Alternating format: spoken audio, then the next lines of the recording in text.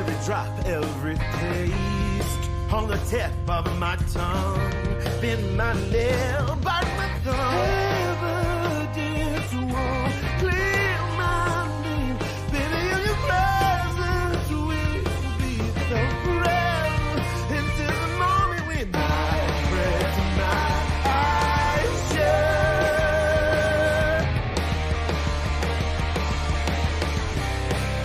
Now I'm ready. Anyone else is what we always wanted. Yeah, when we hold each other, nothing else can let us down. The only answer's what we've always wanted for.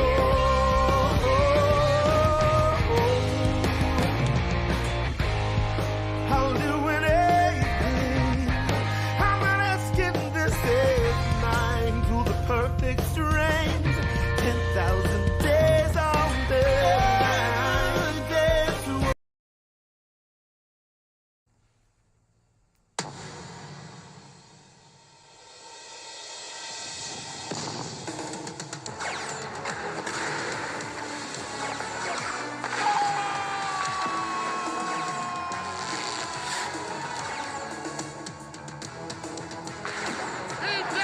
It's over! Top shelf where Mama hides the cookies!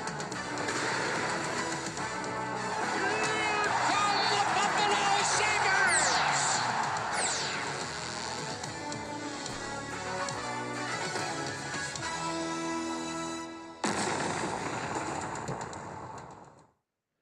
Welcome, everybody, to episode 151 of Two Goalies, One Mic, brought to you by Fatty Beer Company, Western New York's premier market and tap room with 8 different Western New York locations and over 300 beers to choose from, open 7 days a week from 11:30 a.m. till 10:30 p.m. and later. One of Western New York's only kid and dog-friendly bars, and of course, they have live music, entertainment, and trivia at all 8 locations all week long. And Buffalo Apparel, one of the very best spots to get all of your Buffalo sports apparel needs, whether it's your shirts, your hats, your hoodies.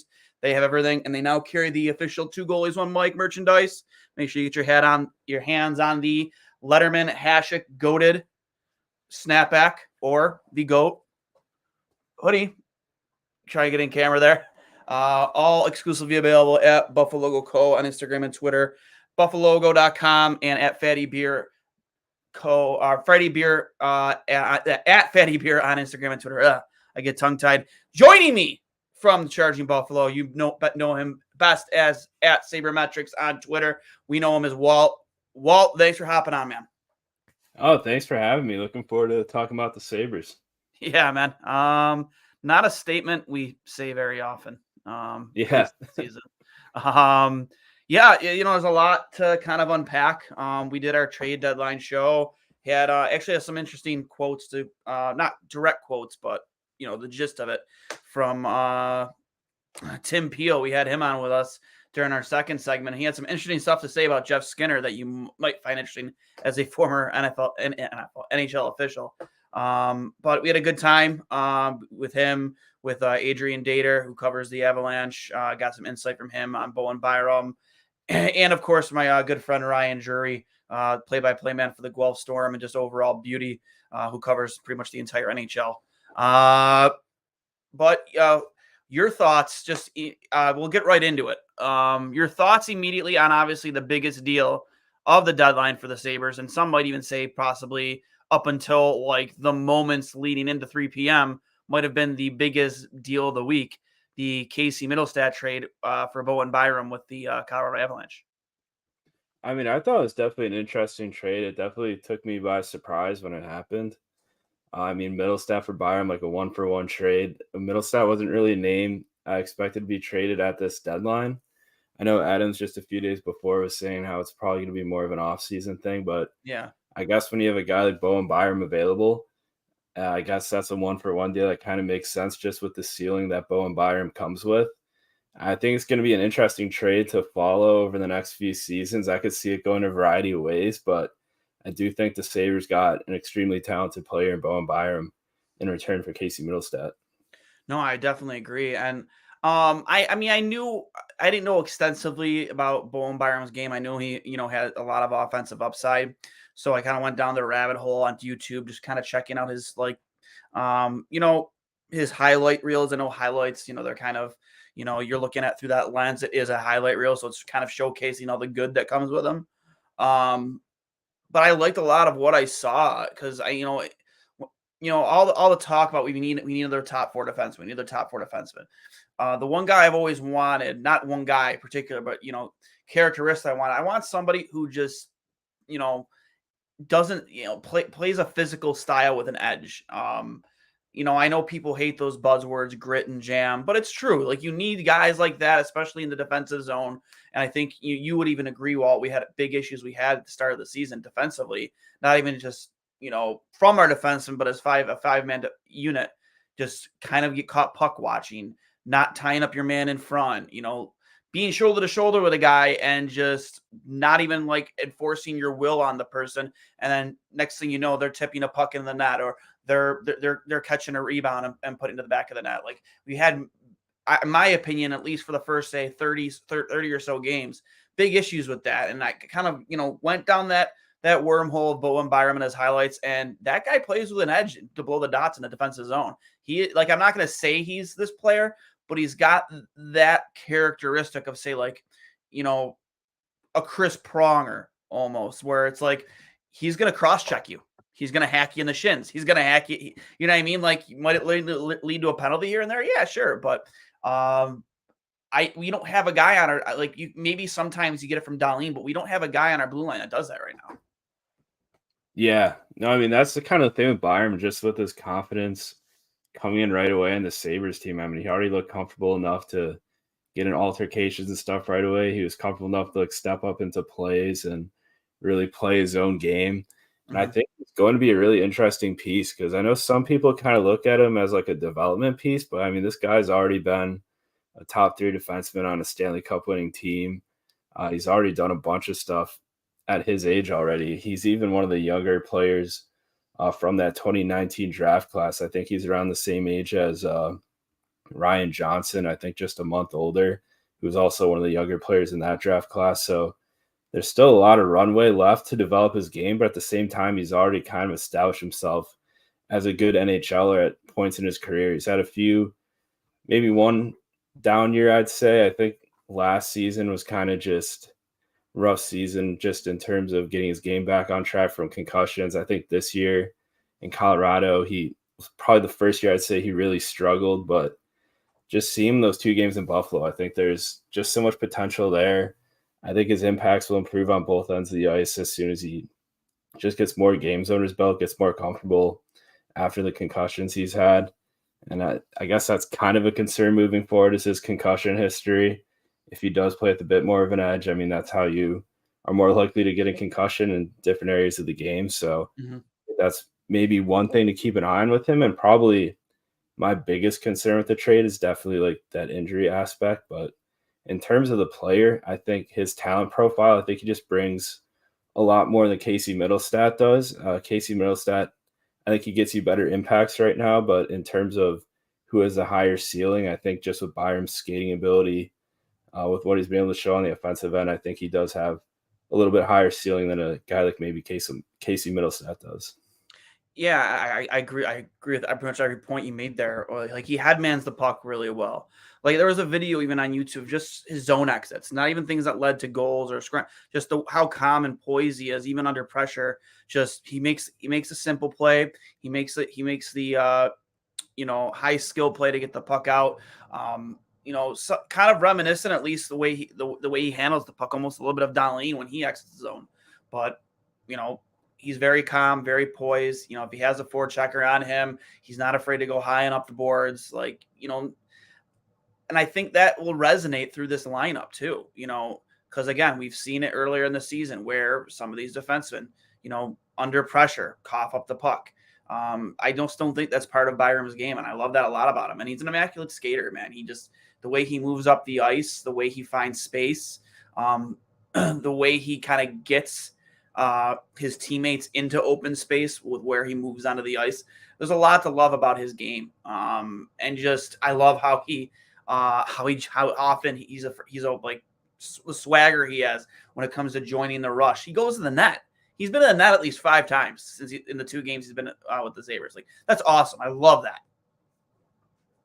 Yeah, I think that's the thing with him is with the Sabres system, they really rely on their defensemen stepping up into plays and kind of being forwards in certain situations where they have to be able to finish dangerous scoring chances. And I think the Sabres have kind of been lacking that down their lineup. I mean, Dahlin, you obviously he's an elite finisher.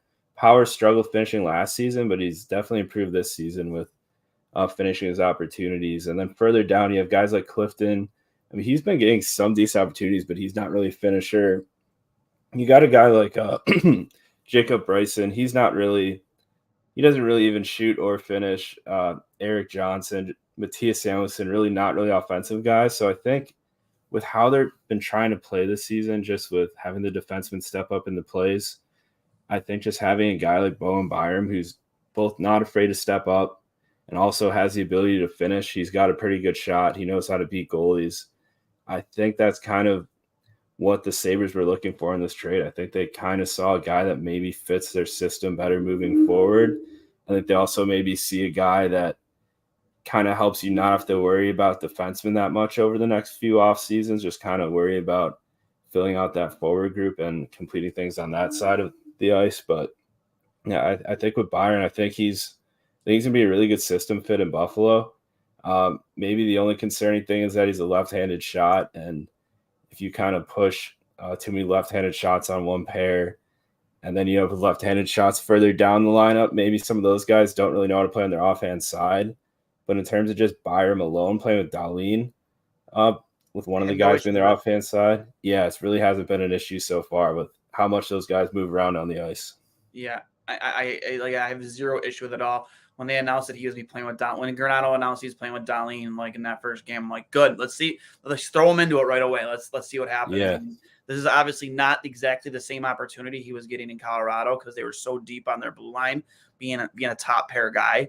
I was excited and I've been impressed.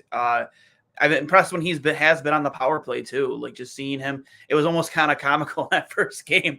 Like he's trying to will people to move their feet, and it's like it was almost kind of polarizing. Like kind of watching that, be like, why is Bowen Byram, at least to us, like obviously having a new player out there on the blue line, not necessarily quarterbacking the power play, but like became more like under a microscope how much obvious the biggest issue with this power play is nobody just rotates or moves around.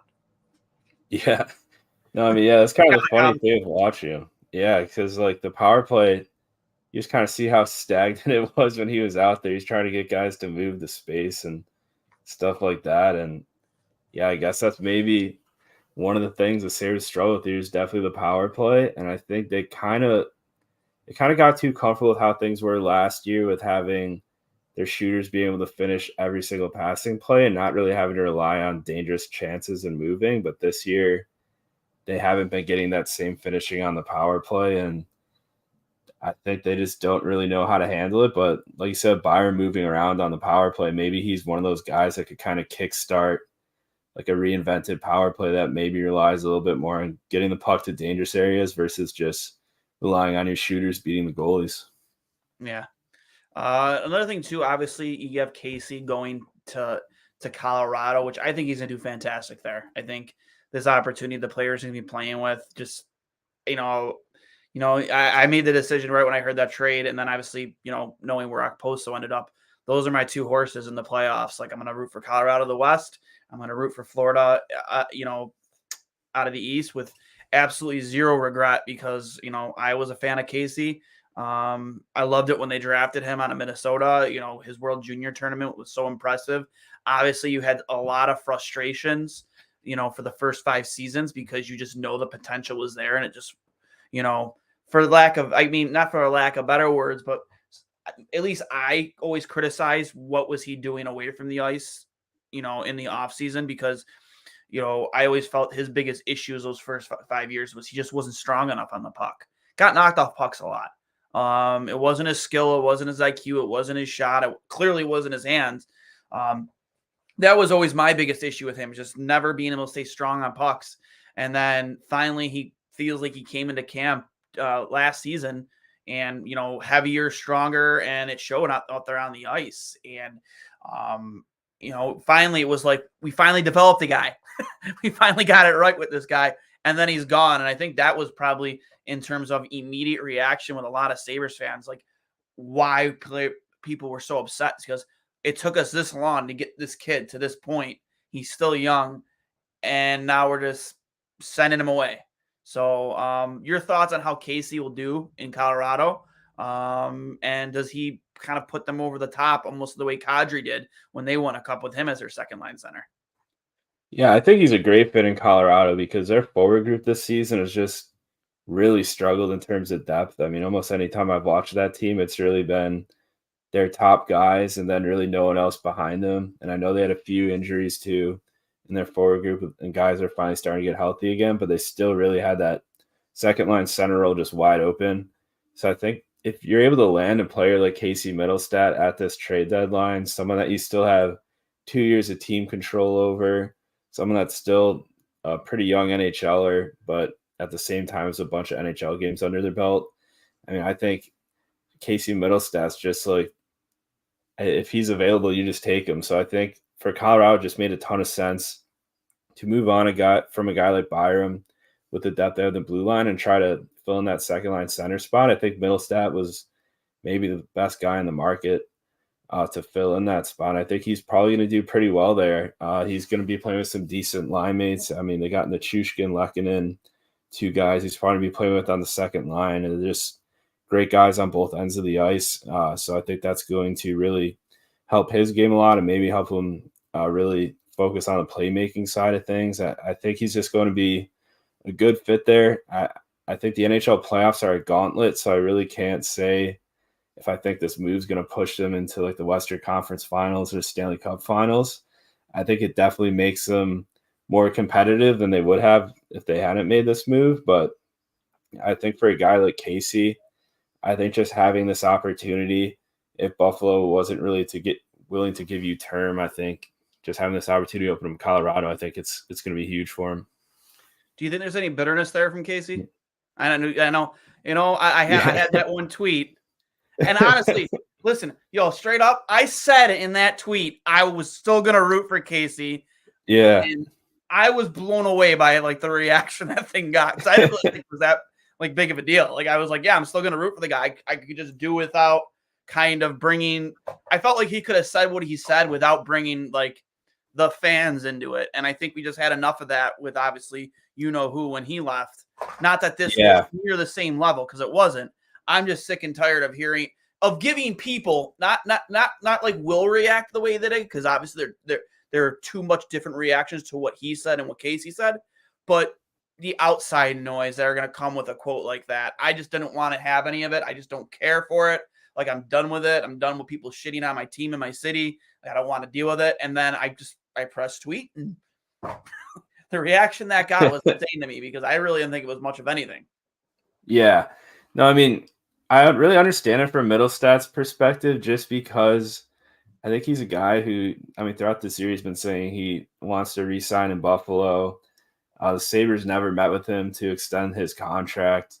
He's been playing great hockey since last spring. So I think from his perspective, he's probably thinking I've done everything these guys have asked me to. I've got a lot of close friends on this team. I pretty much came here as a teenager and grew up in the area as an adult, just as a Buffalo Sabre.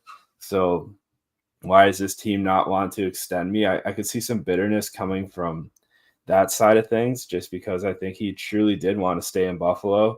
And I really don't think Buffalo wanted him here, probably because of the other two center contracts. I'm not sure if I completely agree with that, but I think that was probably the case.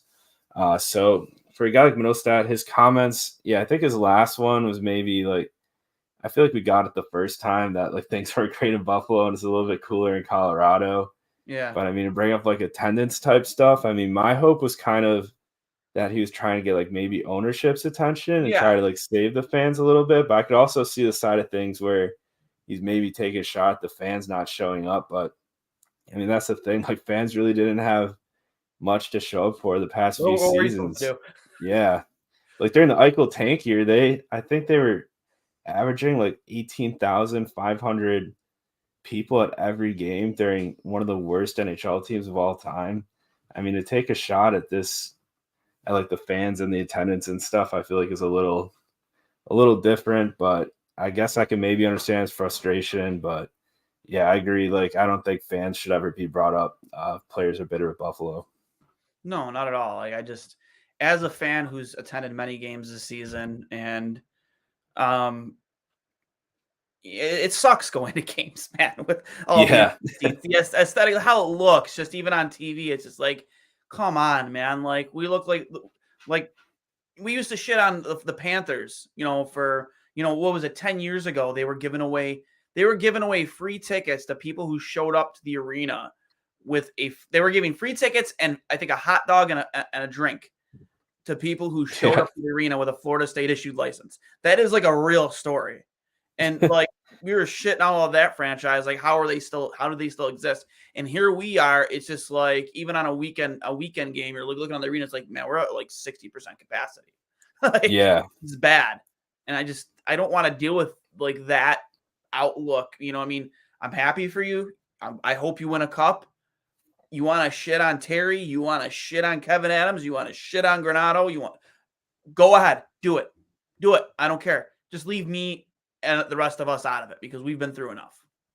Yeah, that's kind of the thing with Sabres fans. I mean, I think the reason attendance kind of struggles so much at this point is because like during the tank years, they were bad, but we had that hope. We had that light at the end of the tunnel that seemed like so very close if we were able to get one of McDavid or Eichel, or if Reinhart developed into what he thought he would be. But at this point, I feel like going to Sabres games, it's like you had a bunch of things bounce your way. You had Tage Thompson, who's like a fourth-line player, turn into a superstar for your team. You're finally getting elite goaltending from a guy like UPL who didn't really think he'd be able to take that next step.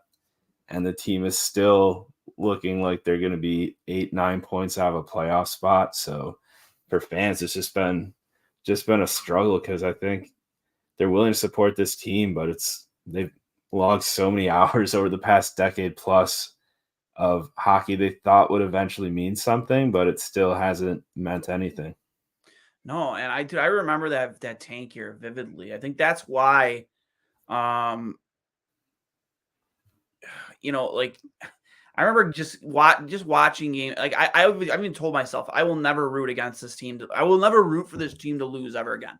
I will never ever ever put myself through that again. I never want to see fans cheer for goals against ever again. I don't want to be that.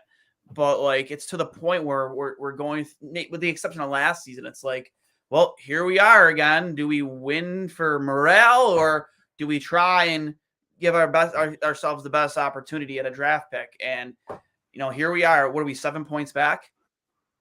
I think so. 7 points back. Would you say that, I mean, are playoffs a realistic option for us to root for right now? Or are you on the side of thinking of next year, draft picks, draft guides, Celebrini? Not that we even have a chance at that, but. Well, I mean, I think for me, just with this whole season, like how it's gone and kind of how they wanted the run to end last season, I think for me, it's just kind of root for them to make the playoffs, even though it's a long shot. I know it's not what I'm probably going to do. I mean, they probably have to win nearly every game, and they're going to have to ask for some help with like Detroit and the Islanders losing a bunch of games. So it's a long shot, but at the same time, I'm almost a little excited to watch some of these Sabres games, especially the ones against the Red Wings, to maybe try to jump above them in the standings. So I don't think playoffs are a realistic thing, but I don't really think the Sabres are in a spot with this draft class where if they lose like a few more games, it's going to completely change the caliber of player they could draft or who they could trade for with that pick. So for me, I know playoffs are a long shot, but I'm still going to root for it anyway because, like, what else do we have to do right now? Again, I refused, and I know but do we want to play for draft position right now, or do we want to like? I will not cheer for them to lose. I won't do it. Yeah, I won't do it. You can hold a gun to my head. I'm not doing it. Won't do it. I just can't. I can't do it again. I Everything think we went. Oh, go ahead. Sorry. yeah. Well, no, yeah, I was going to say, just seeing like what the last thing turned into, it's like hard to root for a loss. Yeah, like it's just, you know, and that's what I think. Like, going back to comments, like the Eichel comments, like that's what kind of burned me the most. Is it was even up until that Eichel return game. Like I remember, being on a podcast, The Drop, with Art O'Cal, like right before the game, and they asked me like, how should fans react? I said, well, I hope we don't, I expect there to be booing, but I hope fans somewhat treat him with respect. Not saying "F you, Jack," this, that, and the other, kind of the way it's turned into when he's on the ice in Buffalo now. But going to his comments after the game, just knowing everything that we as fans went through to get him. I know it was for McDavid, but we were all pretty fucking excited when we got Jack Eichel. That's what burned me the most, man, as a fan. It's just like, man, you know what this fan base put themselves through for you? Like, like, do you even understand, man? You were playing in a national championship game while we were rooting for Arizona to blow our doors in. Like game. Yeah. I was thinking about that development camp scrimmage, like I think July 2015. They delayed the game 30 minutes because there's so much traffic with people coming to the games. I think they ended up getting around. It was sold out. Yeah, like 18,000, 19,000 people to watch a development camp scrimmage, like pretty much all because of Jack Eichel and like Sam Reinhart too. Like the fans were extremely excited for Jack Eichel, even though he had such a weird draft year with also having McDavid in that draft year, because I could see why maybe he felt like, oh, they kind of wanted the other guy, but he definitely felt the excitement here at the fans for him. I mean, his first NHL goal, that Sabres game against the Senators, this arena just going crazy. I think I was there losing it. Yeah. So his comments definitely threw me off a bit. I kind of understand maybe it's the heat of the moment, but at the same time, I think, forget how old he was back then, like 24 or something. I feel like you should have a little more maturity with 6-7 years in the NHL to just kind of be able to respect the fans, even the ones that booed you, and kind of understand where they're coming from. Because he asked for a trade out of Buffalo. If I asked for a trade out of any city, I'd probably expect to be booed there the rest of my life. and here's the thing too, is he like the rumor that came out with Elliot Friedman the year before Taylor Hall, we signed Taylor Hall. It was just a rumor. There's no really fact. It was just something that Elliot Friedman said. Yeah. And then when he was traded, he does this fucking interview in his backyard like that day with Elliot Friedman. And it's like, what? Like, what? Like, and he admits to it. He's like, yeah, I asked for a trade. I didn't want to be part of a rebuild, which I understand to an extent. And I was always on the side, along with many other people, about the neck surgery. It's his body, his choice, 100%. For me, it was just like, there was no need to do that interview, man. There's no need. No, yeah, that's kind of the weird part about the whole thing, was just felt so much happening at once. It seemed like one day he was a centerpiece to the Sabres organization. The next day he wanted out and would no longer be a Sabre, and they're looking for a trade for him. Just the whole way it went down still feels surreal. It's almost hard to believe like how different we were as a franchise just 3 years ago in terms of the players that were here compared to now. Like, just looking back on it, I was just looking back at like the 2021 like kind of COVID season, and it's like, wow, there's so much roster turnover that happens in the NHL in just 3-4 seasons. So it's going to be interesting. Team. Yeah, it's going to be interesting to see where this current group is in 3-4 seasons. And one last note about that, that interview was just like, he essentially admitted without saying it directly that, I still would have wanted out of Buffalo, even if the neck thing doesn't happen, because you already admitted that you got asked out once. So the season was going off the rails before that injury even happens. Taylor Hall is pretty much mailing it in. Like, you know what I mean? Like you were going to want out no matter what, man. Like, Taylor Hall only came there because he saw what you guys, what Jeff Skinner got paid for one season with you. It's the only reason he's there. He's not looking to sign a long-term deal in Buffalo. Let's be real. Like, he's looking to to cash out big with some other team after playing one season with Jack Eichel. So you're going to want out no matter what. And that's what I took from that interview. And that's one other thing that burned me too, even when he made that comment. It's just like, fuck you. Yeah. No, yeah, it really gave him the perfect out at the time because it was pretty obvious things were kind of heading south before. I mean, I know ownership had that kind of Zoom call. I think it was like May 2020 where they said they're going to be like economic and efficient. Yeah. And then you have the Taylor Hall signing, which wasn't economic and efficient for $8 million. And then it's kind of like, oh, they probably just signed him to make Eichel happy to try to convince him what it was. to stay. Yeah. It all makes it all connected. And here's the thing that even more sucks about that, outside of the obvious, is that was the offseason where like there were a lot of players in free agency in the bargain bin that, look at Anthony Duclair or Carter Verhaeghe. I think they were both 25 plus goal scorers that year. They each signed for $1 million a piece. Meanwhile, we paid Taylor Hall 8 for 2 goals. Yeah. And Cody Eakin, I think, somehow got over $2 million from the Sabres that offseason. It's like we're being economic. Yeah. $12 million on guys that pretty much sunk the Sabres season that year. Yeah. Oh my God. Yeah. Your thoughts on new opportunities for players on this roster? Obviously, I think the most, the top of the list would be Peyton Krebs. Yeah, I was just about to say Peyton Krebs. I think Kevin Adams and Don Granato spoke with season ticket holders today, and I know Adams said this offseason are looking at a top 9 forward or like a fourth line center to like bolster the forward group. So I think for me, if I'm a guy like Peyton Krebs, I hear that and maybe think they maybe have confidence in me to be the third line center next year, maybe take on an increased role. I mean, I hope he gets the ice time to end the season to be able to kind of see if he'll fit that role versus just guessing that he'll probably be able to fit that role. But I mean, he's looked good when he's playing up the lineup. He's got an interesting skill set, and I kind of just want to see more of him done this year to kind of see where he's at. Like, he's not a finisher. Like, he's not going to be, the guy who you put the puck on the stick looking for him to finish the play. He's the guy who's going to find guys open, find space. He uses his head. Much like almost not, I'm not going to compare him to Casey, but I always thought Casey was a guy who just didn't shoot enough. But like in terms of certain skill sets, I'll compare him to Casey in the sense that like as a playmaker, he finds ice, he finds guys open. I mean, we've seen a few instances since he's been given this role where he works the puck behind the net and finds guys, below the dots, or just, wasn't it him that made the pass on the 1-0-1 power goal? Yeah, I believe so. Yeah, he's just sitting there in the back office, just waiting, being patient, and just moving around, sidestepping, finding guys open in space. But the other night he played 6 minutes. Yeah.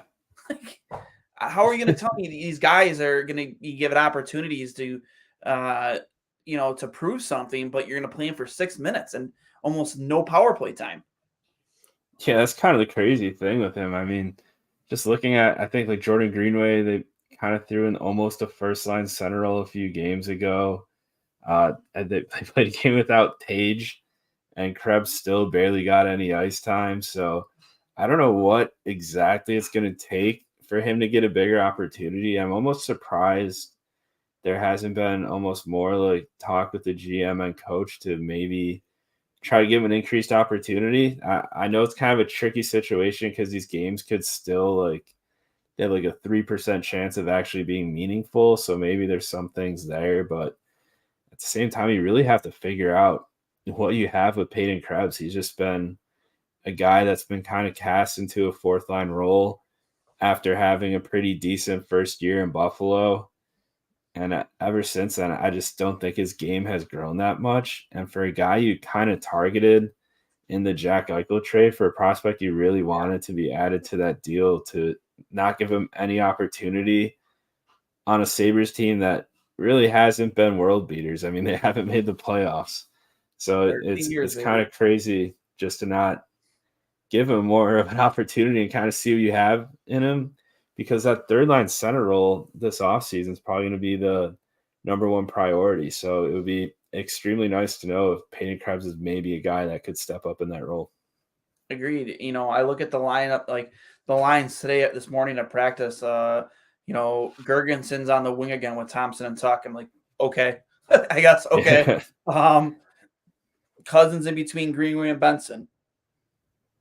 I get it. You're trying new things. Skinner, I still think in the doghouse on the third Yeah. line with Krebs and Paterka. I mean, that could be a line that works out. We'll see. I think Krebs, obviously Jeff Skinner has been on like under a microscope, more so over the past week or two, obviously for his infamous final shift in overtime last week. Which Yeah. it was like literally it was like weekend at Bernie's for him, just kind of just strolling around. Yeah. He's not really knowing where to Yeah. go or where to be. It's like this I mean, is like his first time ever being out like in 3-on-3. I've seen better yeah, practice. that's kind of why I think they only try to throw him out there when they have the puck. Because you saw him get caught in the defensive zone there, and he looked kind of lost. I mean, he really doesn't really have any defensive bone in his body. He's a guy that wants the puck, wants to leave the zone, and wants to create on offense. Yep. Also, the fourth line was Jost in between Olofsson, Robinson, and Rusek rotating in. Dahlin and Byram, again, the top pairing, Yoki Hari with Power, and then Bryson with Clifton Clay rotating in, and obviously, you know who in the starters net. But yeah, I mean, I don't even know what to do with that lineup. Why is Olofsson even still on the team? Like, I'm not on a team, but like, why even playing him? He's not on this team next year. Yeah. Like, it's not like you're showcasing him for anybody right now. All you're doing is like taking up a spot for Rusek or maybe somebody else in Rochester you want to reward or something. Like this is the time for me. I mean, I guess if you're still playing for playoffs, but that to your point about Krebs, you're trying to find out what you might have in other players. Like, I know Kulik hasn't played very well in the AHL since he came back from World Juniors, but give him an opportunity. See what happens. Like, play him for more than 5 minutes in his debut game. Yeah. I don't know, man. I look at this lineup and I just don't see a coach or a GM that really cares enough to see what he has in these players that we've been hyping up in the pipeline all season, who for the most part have been playing very well or above expectation. Yeah, it's just at this point, I think this middle stat move kind of just threw a wrench into any type of forward combination because they really don't have that extra center. I mean, they had to call up Tyson Jost to kind of fill in that role, and at the same time, you're without Quinn as well, so you also have to bump up a winger that could maybe slide down to the bottom six. You have to slide him up to the top six. And then you're just kind of left with just almost a mess of a forward group. Then Olofsson obviously was able to be moved because of his contract, so he's kind of stuck here. And then you have your top prospects in Rochester. You got like Kulik and Rosane. And I know with Kulik, he just hasn't been putting up the same point totals as he has been earlier. So I think that's probably the worst combination for him in terms of earning that call-up. Because I think if he was producing well, maybe the Sabres would be more willing to call him up. But I know they've said that they're not really willing to call up Kulik and Rosane right now. So that also kind of sucks just in terms of excitement with this forward group. But I mean, they've been able to sneak out wins somehow, which is surprising. I feel like anytime this team churns out like a roster or a lineup that just looks like absolutely cursed, they somehow pull out like a 3-2 win or something. It just doesn't really make much sense, but I guess that's just the Sabres for you. Yeah. NHL Trade Deadline, winners and losers. Who do you got at top of your list and the bottom of your list? I think for my winners, I think Colorado. I think they might be the team that I think won the trade deadline. I think they did a really good job of kind of recognizing the problems they had and really trying to fix it at the trade deadline. And that's not always an easy thing to do. A lot of teams that have a bunch of holes in the lineup, like Colorado kind of had throughout the season, they kind of just try to fight through in the playoffs because those guys aren't available at the deadline. But I think Colorado really made good use of what they had. They moved a great piece in Byram to really fill a hole in their lineup by adding Casey Middlestat. So I think for a team like Colorado, I think they're probably my winner.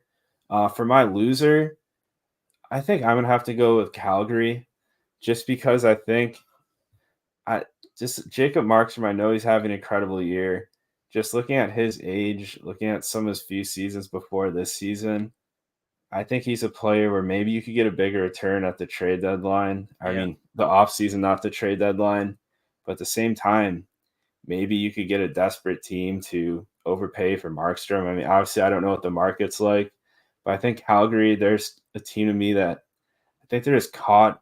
I know they have really big long-term contracts, but they're kind of caught in that stage of wanting to rebuild, but still having a ton of guys sign long-term that are in their 30s. So they're just kind of caught just in no man's land. I'm going to agree with you on Colorado as a winner. I mean, I'm just going to go with the obvious and the Vegas Golden Knights, the cap circumvention extraordinaires. Just, and I'll tell you right now, people will riot if Mark Stone is playing on game 1 of the playoffs. They will lose their mind, me including, because I'm personally sick of it. This is like their 3rd year in a row of getting away with it. And adding Noah Hannafin to that already stacked blue line, Tomas Hertl, which I didn't even think that was a realistic option at all. I know he's not playing like he has in seasons past, but and San Jose only had to retain 17% of his salary. Unbelievable. Unbelievable. Losers, I'm gonna go with Toronto. They didn't do enough. Remotely, I found it hard to believe that this year's deadline could be worse than last year's, but it definitely was. They're gonna roll with Wool in that, which, I mean, don't get me wrong, Wool has had some nice games and some nice stretches, but that's gonna be your horse going into the playoffs. That guy. Yeah, they could have traded for Markstrom, maybe. Exactly. I mean, I don't know how much draft capital they have, or they're tight on cap space, but there had to be a contract on the books with them, or a player that that's going to be going into UFA status that they could have just offloaded on Calgary, for Markstrom in exchange for you take this guy and we'll give you 2 firsts. I mean, are you saying no if you're Calgary? Probably not. Let's be real. They have Dustin Wolf waiting in the wings. That's your future. You have no need for Jacob Markstrom. Yeah, and I think with Toronto too, it's just the same thing every trade deadline. They trade for these guys that are like bigger defensemen or maybe more physical forwards that just honestly aren't great hockey players. And then on Twitter, the conversation's always like, oh, you fans don't know what the Leafs need to push them over the top. They need some grit and physicality.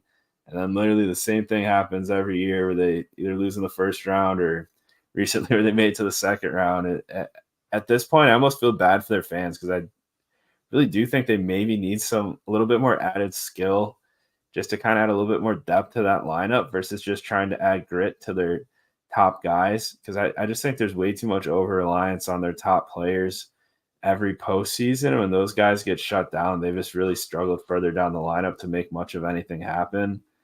And I don't know what it's going to take for that group to finally push towards the Eastern Conference Finals or Stanley Cup, but their trade deadlines have been extremely frustrating for their fans the past few seasons. I would say their best deadline was when they went and got Nick Foligno, right? They had some veteran pieces, some guys who have been to the playoffs and know what it takes essentially to win, I guess, to a certain extent. But I mean, I don't know. I know Dubas kind of left Treliving in a rough spot in terms of cap and what he has to spend from an asset standpoint. But you have to do more at the deadline to even expect to get past the first round this year. And it's sad too, because as much as I hate on them, they have the best goal scorer in the game today in Austin Matthews, a guy who he might score 70 this year. When's the last time anyone scored 70 in the NHL? Was it back in the days of LaFontaine and Solani? It was a Yager. Yeah. I don't know who it was.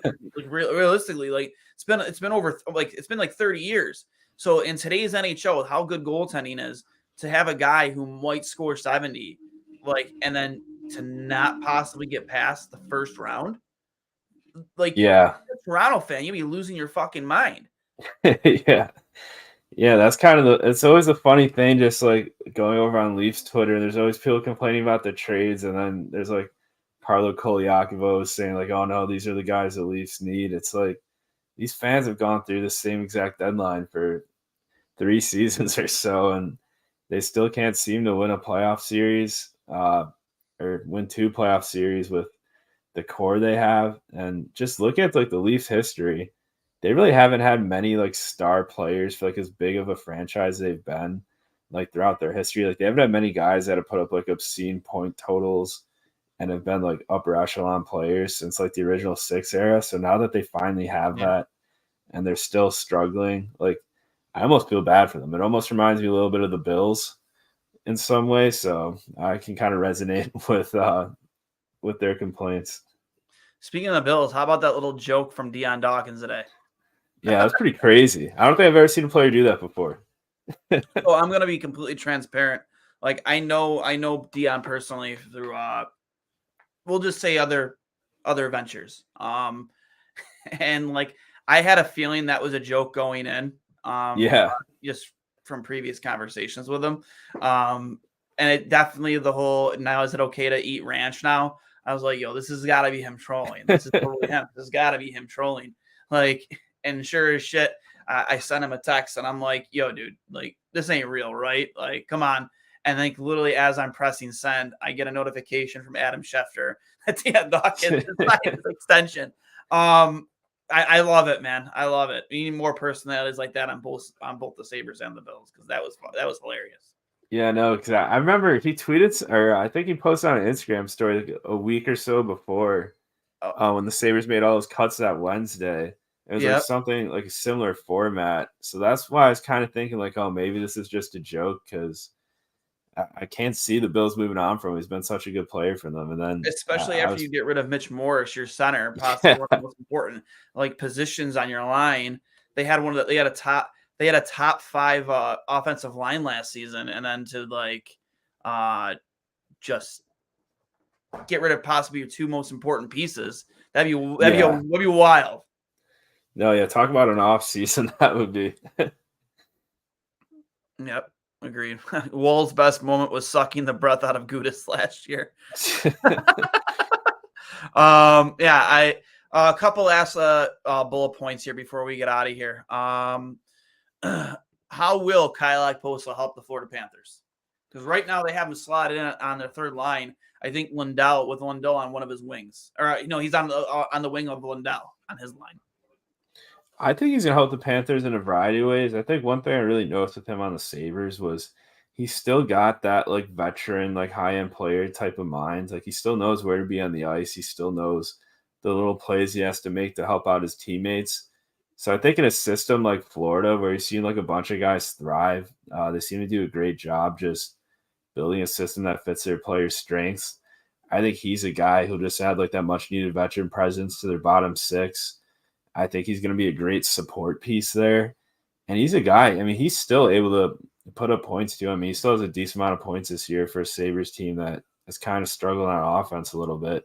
So he's still got a decent shot. He's still got the ability to score. So I think he's just going to be that great kind of veteran piece to the Panthers. And I just think the vibes there are so good right now in Florida with that Panthers organization. It seems like every player that plays for that team just has a blast and is willing to stay within that group. So I think he's going to fit really well in that locker room. And we got enough former Sabres to root for on that team. Let's be real. Yeah. Like, it's like, Sabres South, I think they call it. It's kind of funny. I agree. I think that Kyle, given the opportunity, I think he's obviously going to, I think he's been playing at a decent level, but kind of where you expected him to probably be right around the 10 to 12 goal mark on the season for a guy his age and at his speed. But I think, the playoffs are going to bring more out of anybody. And I'm excited to see how he fares. I can't remember if he had any playoff time I'm assuming he did with the Islanders before signing with Buffalo, but it's been almost a decade since he's been played in a playoff game.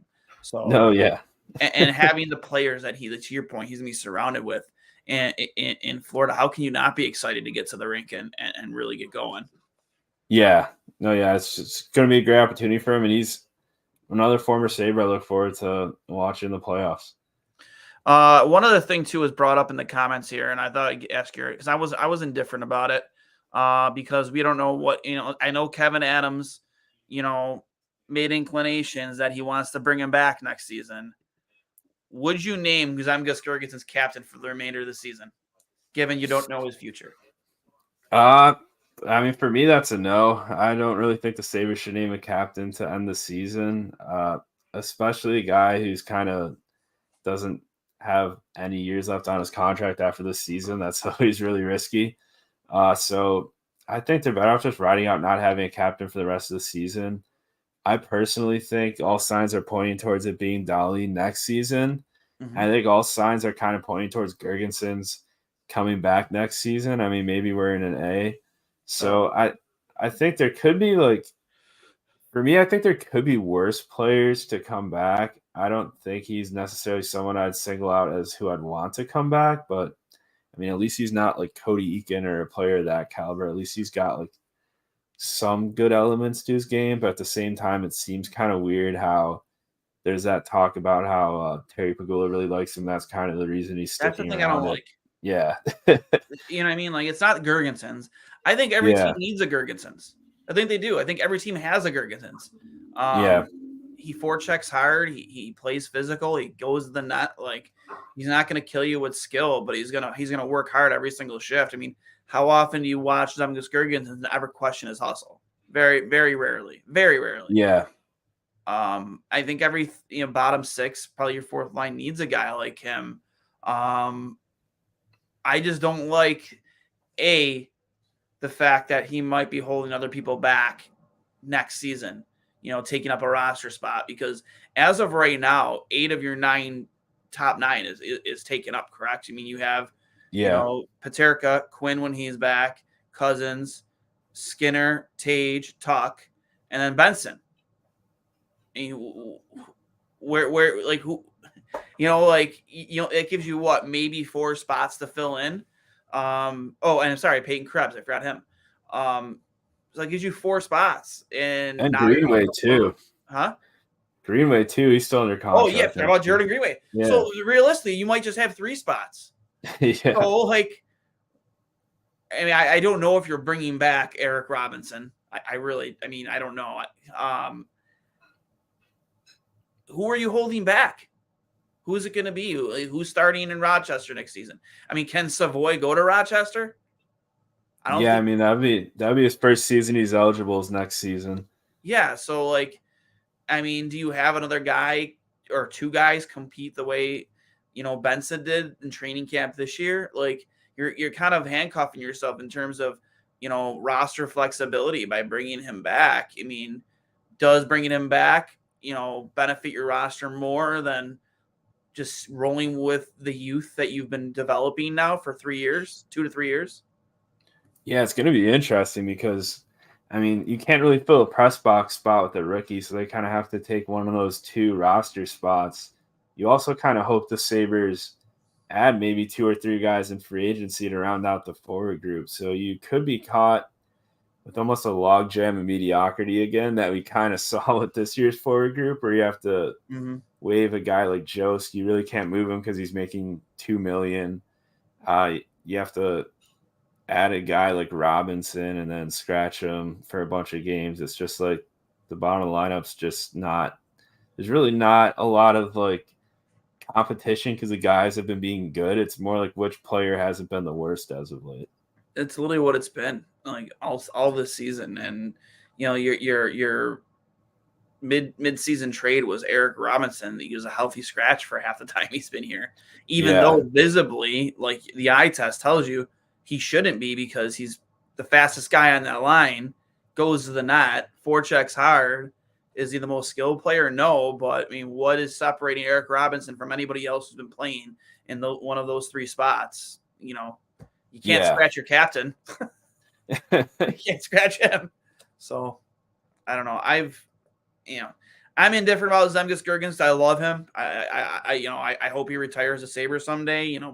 He's one of those guys who signs the 1-year contract or 1-day contract, and there's a lot to love about Z. But I'm indifferent, man. If they bring him back, I'll be the same way I was last time. Okay, But in Yeah. general, if you're going to ask me, I'd like to see that be given as like an internal competition spot on this team. Make somebody force themselves onto the roster the way Zach Benson did. Yeah, I think that's really the thing with me, and really just with I think with Gergensen just having like ownership kind of being involved in roster decisions kind of makes you think like how many other roster decisions have this team made where it like came across the owner's desk and they're the one that decided on it. I mean, I know we know about the O'Reilly trade, that was one, but at the same time you kind of like to think that the Sabres are past that era, but knowing they're kind of still in that era with hearing about the Gergensen stuff is kind of leaves a sour taste in your mouth. Were you on the bring back Lindy train? Were you Uh, there? yeah, I think if they brought him back, I'd understand it. I'm not really someone that's like, oh, they got to bring this guy back. But if they did, I think it would make I get it. sense on the hockey side of things as well as like the nostalgia side of things, because the people that kind of grew up with him as a Sabres coach, they're the ones that have the disposable income to like buy tickets and stuff now, buy merchandise. So I know that's kind of the group they're targeting. That's kind of why they brought back like the goat heads and all of that to appeal to that demographic. So from that side of things, it makes a lot of sense. From the hockey side of things, with what he did with the Devils, how they're kind of like almost an unhinged rush team when they finished second last, and he kind of heralded that all in and kind of made them a more well-rounded team that kills plays and still has that rush type hockey. I think he'd be good in that regard. Uh, it's just a question of whether or not the Sabres would be interested in bringing him back. I'm not convinced they would be. I'm also not convinced they fired Granato prior to next season, but anything could happen, I guess. Yeah, I would love to see him back, and I know, we had Harrington on here a couple weeks ago, and he's convinced there will never be, at least in the Terry Pugula era, ever again a president of hockey operations. Yeah. I think LaFontaine was probably the last you'll ever see of a player in Yeah. that position. Which again, I personally think Lindy got hosed in New Jersey. It's hard to play at the level he did last year when three of your best, especially your puck moving defensemen, are out with injury. I mean, not that I watch New Jersey often, but I tuned in. Obviously they're ahead of us. They're it's a in the standings, they're right there with us, and I'm just like their goaltending is just atrocious. Yeah. Like you have Nico Dawes playing so many games in a certain amount of nights, and it's like, but I understand why Lindy did it, because like he's the one guy that's going to give me a chance to win, and the next best guy is Vitek fucking Vanacek, who's a suitcase who's been on 5 different teams now, and he's what? Yeah. Like I get it, man. I think he got hosed, and then they go out and get Jake Allen at deadline. Right after they go. That's a move you should have made 2 weeks ago, man. Yeah. Yeah, that's kind of the thing with him. I know the fan base is pretty hostile with him, even at the start of last season. And then Lindy turned around and got him to the 112 points. And then this season, once they start going south, they're really hostile with him again. I feel like, and there's a ton of coaches in the NHL that really just get fired because of bad goaltending. I think he's another guy that just got fired because of bad goaltending. I know there's some criticism about his lineup decisions, but you hire Travis Green his first day on the job. He still has Holtz on the fourth line with people who are complaining about, and he still scratches Simon Nemitz. So it's like, I don't know what they want from the guy. Yeah, I agree. Again, I'd be all aboard any position on this franchise with Lindy. A, your point, nostalgia, and B, I just think he would bring something. Accountability probably being near the top of that list, because I think that's one thing that lacks on this team is accountability. Yeah, I mean, he's just that. He's got like the most legendary press conferences of almost any NHL coach. So I think just the personality he'd bring back is crazy. Who was it that ran Miller after the Lucic? Was that Jarkko Ruutu? I know Ruutu's involved he's involved in a bunch of stuff with that era Sabres team. There was the one. It was Miller missed one game with a concussion after the Lucic shit, and I think it was Jarkko Ruutu that might have ran him. Yeah, he fucking lost it. Yeah. Oh, I was dying, man. It was so good. I used to love that stuff, and obviously you have the Ottawa brawl where, he almost busted his kneecap wide open trying to go after Brian Murray. Yeah, that's the thing with him. Just that fire he had. I mean, he got people excited for Sabres hockey. I mean, he was like the definition of Sabres hockey for pretty much two different iterations of Sabres teams that were both cup contenders. Yeah. There's a guy I want to see a cup, whether it's with us or not. It's Lindy Ruff, man. I think that really that's what he's searching for in his career right now. I think he gets that. He probably retires. Like I was thinking like that New Jersey team. I thought last year. I mean, I thought they had a chance to give Lindy that cup. So imagine if they would have went out and got Jacob Markstrom. Yeah, yeah, that would have been. If they would have got a Markstrom after firing Lindy, that would be like I'd feel even worse for the guy. Yeah, it's like you waited until make now. This trade when he's still there. Well, you're putting you're sitting Nemeth and you're putting Holtz on the bottom line. Why not just trade one of those fucking guys for Markstrom? Like you're not playing them. Yeah, that's kind of thing with New Jersey. They're like the combination of their already not this season, but last season, they're 112-point team, and they have an elite prospect pool. Mm-hmm. So they're one team where maybe it maybe makes sense just to go all in on the group they have now and try to build a super team. But I guess they're going to try to kind of extend it out over a longer period of time. But I mean, it's an interesting team. It's kind of weird to think about how they were a team I really wanted the Sabres to kind of model how they made the jump to a playoff team after. And now their team this season that sits kind of in the same spot as the Sabres team. Is Jordan Tutu. He's right.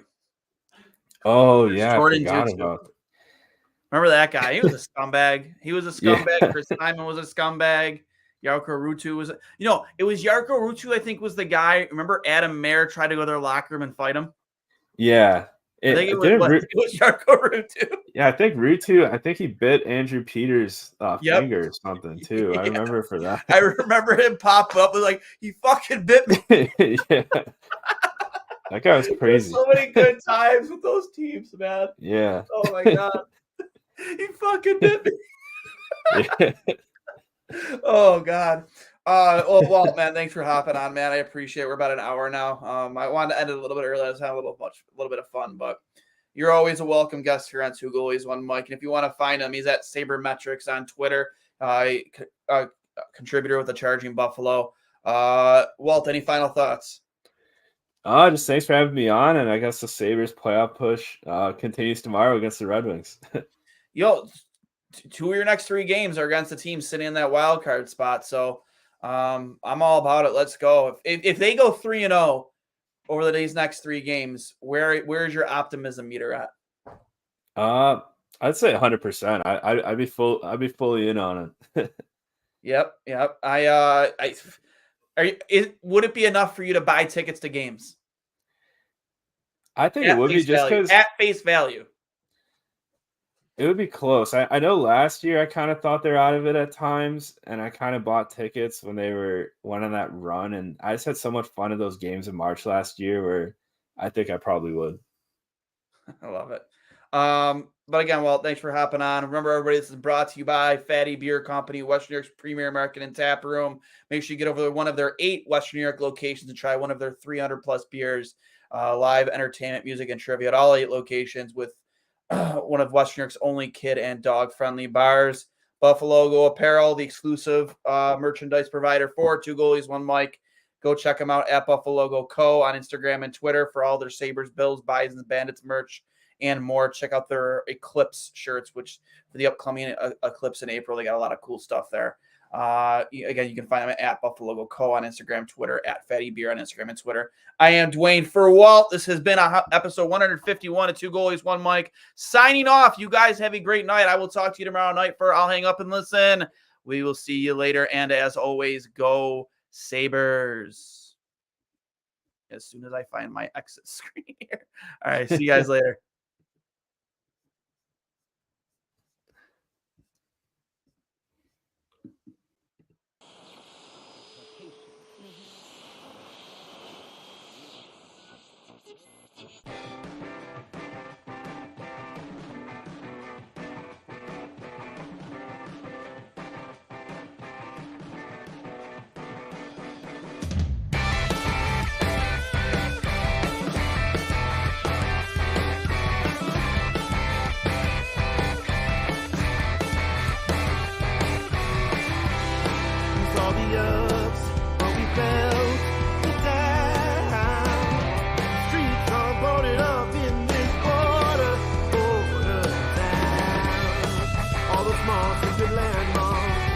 shortcuts and routes, crude maps that we drew to make sense of our lives. Ladies' men calling flowered carriage chords all say something different than they did before.